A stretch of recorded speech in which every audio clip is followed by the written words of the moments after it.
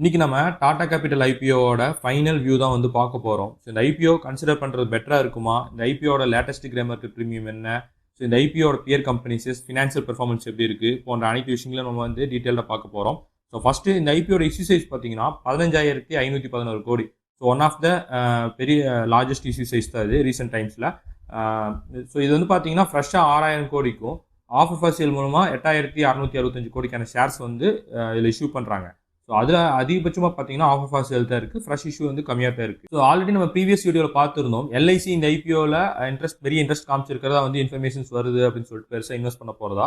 So அதே மாதிரி இந்த ஆங்கர் போர்ஷனில் 15% வந்து ஆங்கர் போர்ஷனில் வந்து எல்ஐசி தான் இருக்குது, எல்ஐசியோட நேம் தான் நம்மளால் பார்க்க முடியுது. ஸோ அதுக்கடுத்து பொசிஷனில் வந்து பார்த்தீங்கன்னா ஐசிஐசியோட ப்ரூடென்ஷியல் ஃபண்ட்ஸோடது வந்து பார்த்தீங்கன்னா 3.77% வந்து பார்த்தீங்கன்னா அவங்களோட ஃபண்ட்ஸ் எல்லாம் வந்து இருக்குது.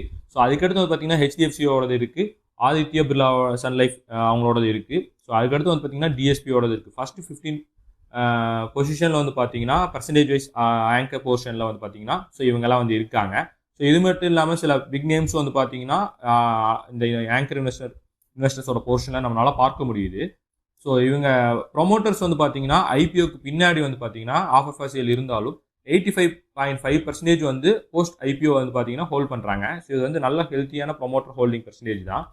இப்போ இவங்க ஃபினான்ஷியல் பெர்ஃபார்மன்ஸ் எப்படின்னு சொல்லிட்டு பார்ப்போம். ஸோ ஃபஸ்ட்டு இவங்க ஃபினான்ஷியல் பெர்ஃபார்மன்ஸில் அசட்ஸை வந்து பார்ப்போம். இவங்களோட அசட்ஸ் வந்து நம்மளுக்கு என்ன இண்டிகேட் பண்ணுதுன்னா, எக்ஸ்பென்ஷன் இன் லெண்டிங் மற்றும் பிஸ்னஸ் ஸ்கேல் ரெண்டுலேயுமே வந்து எக்ஸ்பென்ஷன் இருக்கிறத நம்மளால் தெரிஞ்சுக்க முடியுது இவங்களோட அசட்ஸ் வந்து பார்க்கும்போது.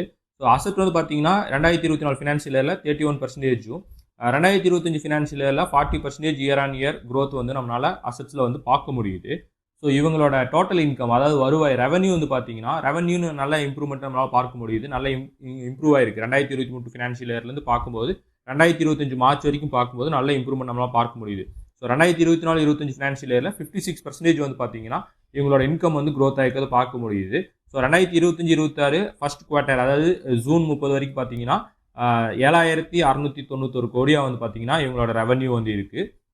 இதில் ப்ராஃபிட் வந்து பார்த்தீங்கன்னா ப்ராஃபிட்டில் வந்து நம்ம இம்ப்ரூவ்மெண்ட்டை பார்க்க முடியுது, ஒவ்வொரு ஃபினான்ஷியல் இயர்லையும் இம்ப்ரூவ் ஆகிருக்கு.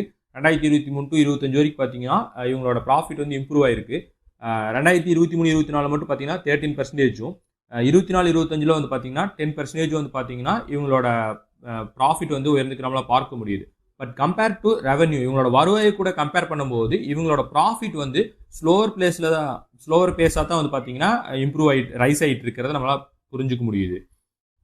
ஸோ இவங்களோட எபிடா வந்து பார்த்தீங்கன்னா 2024 ஃபினான்ஷியல் இயர் ஆன் இயரில் வந்து பார்த்தீங்கன்னா 32% இருக்குது. அதாவது 2024 பார்த்தீங்கன்னா 43% வந்து நம்மளால இம்ப்ரூவ்மெண்ட்டை பார்க்க முடியுது.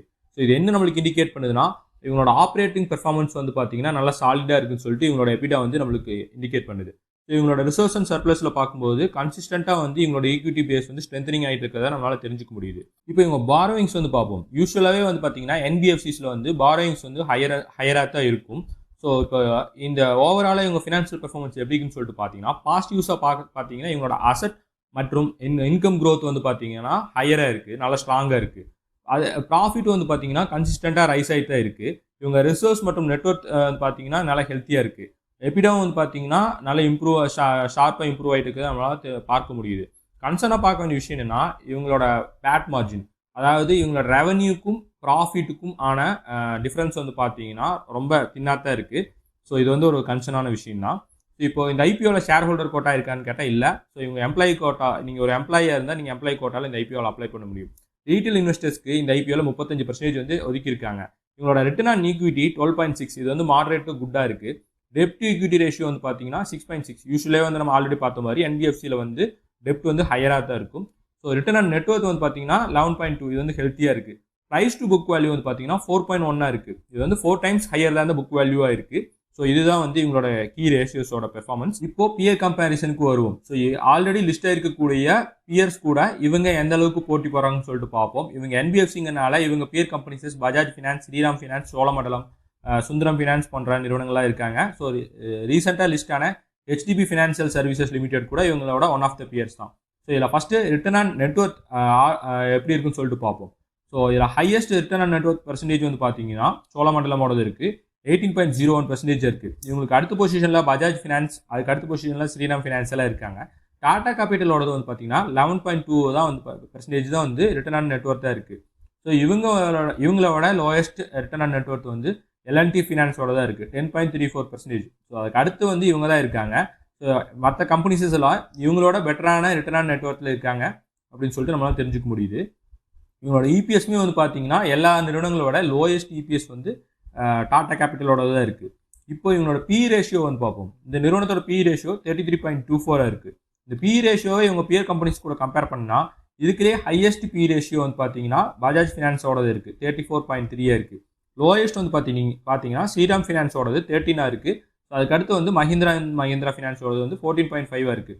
ஸோ இவங்க பியர் கம்பெனிஸஸ் வந்து எல்லாருமே வந்து பி ரேஷியோலையும் இவங்களோட பெட்டரான பெர்ஃபார்மன்ஸ் தான் பெட்டராக தான் இருக்காங்க.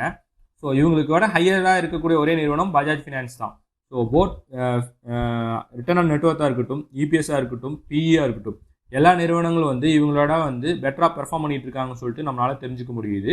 ஸோ பியர் கம்பெனிஸில் வந்து இவங்க அந்தளவுக்கு பெஸ்ட்டாக இருக்காங்களான்னு கேட்டால் இல்லை. இப்போது இந்த ஐபிஓ அப்ளை பண்ணலாமா வேணாமா அப்படிங்கிற பாயிண்ட் ஆஃப் வியூக்கு வந்து வருவோம். இந்த ஐபிஓவில் நம்ம எக்ஸ்பெக்ட் பண்ணக்கூடிய லிஸ்டிங் கெயின் 3-8% இருக்க வாய்ப்பு இருக்குது. பெரிய லிஸ்டிங் கெயின் வந்து இந்த ஐபிஓவில் நம்ம எக்ஸ்பெக்ட் பண்ண முடியாது.